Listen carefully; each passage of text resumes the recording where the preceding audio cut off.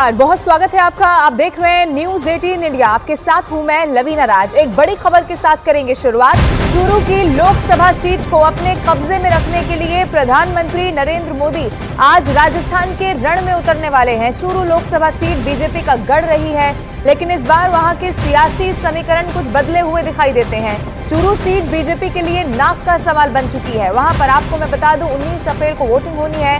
वक्त बहुत ज्यादा अब बच नहीं गया है, इसीलिए पीएम मोदी खुद चूरू में जीत का बिगुल फूंकने के लिए विजय शंखनाद रैली करने जा रहे हैं और आज इस लिहाज से उनका दौरा बहुत खास हो जाता है। वैसे 25 की 25 सीटों पर मैं आपको बता दूं राजस्थान पर भारतीय जनता पार्टी का ही कब्जा है, लेकिन इस गढ़ को कैसे बचाया भी जा सके और जीत को इसी तरह कामयाब भी रखा जा सके, इसकी कोशिश खुद प्रधानमंत्री नरेंद्र मोदी यहां से करते हुए आज चूरू में दिखाई पड़ने वाले हैं।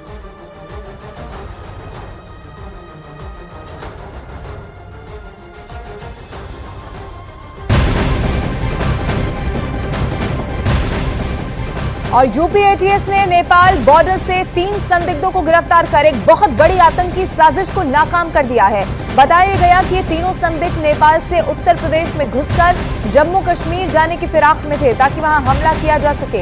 यूपी एटीएस अब अगले 6 दिन तक तीनों संदिग्धों से उनके पाकिस्तान में बैठे आकाओं के बारे में राज उगलवाने वाला है और इसमें कई सारे खुलासे हो सकते हैं। पूछताछ के बाद कई ऐसी अहम बातें सामने आ सकती है। माना जा रहा है ये बड़ी खबर आपको बता रहे, इसे बहुत बड़ी कामयाबी के तौर पर भी देखा जा रहा है कि एक बड़ी कोशिश थी हमले की, जिसे नाकाम सुरक्षा बलों की तरफ से कर दिया गया।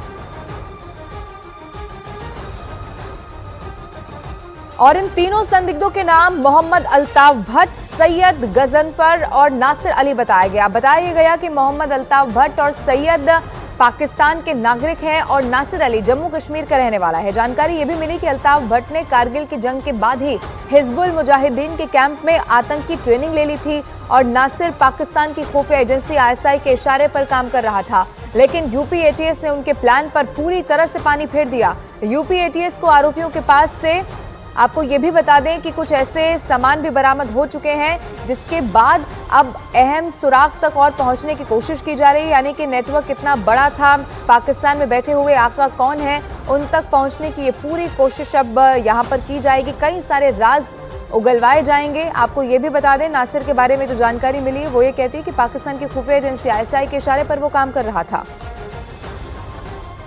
उत्तर प्रदेश की मेरठ लोकसभा सीट पर समाजवादी पार्टी ने दूसरी बार अपना प्रत्याशी बदल दिया।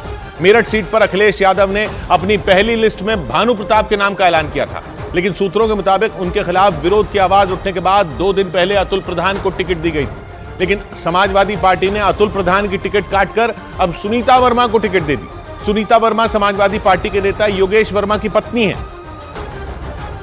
और मेरठ की मेयर भी रह चुकी है। समाजवादी पार्टी ने मेरठ लोकसभा सीट पर बीजेपी के प्रत्याशी अरुण गोविल के खिलाफ अब उन्हें मैदान में उतार दिया। अखिलेश यादव ने मेरठ सीट पर सबसे पहले भानु प्रताप को टिकट दी थी, इसके बाद उनकी टिकट काटकर अतुल प्रधान को थमा दी गई थी, लेकिन 3 दिन बाद ही अतुल प्रधान की टिकट काटकर सुनीता वर्मा को दे दी गई, जबकि एक रोज पहले अतुल प्रधान ने मेरठ सीट पर पूरे लाव लश्कर के साथ नामांकन भी कर दिया था। राष्ट्रीय अध्यक्ष जी ने जो तय किया है वो अमान्य है। क्या कहा उन्होंने आपसे? उन्होंने ये कहा कि पार्टी की रणनीति है, पार्टी ने तय किया है, जो प्रत्याशी तय कर दिया आप उसके साथ रहिए। 2024 के चुनाव के लिए सुनीता वर्मा मेरठ लोकसभा सीट पर समाजवादी पार्टी की तीसरी उम्मीदवार है। उनकी सीधी टक्कर रामायण सीरियल में राम का किरदार निभाने वाले अरुण गोविल से होगी।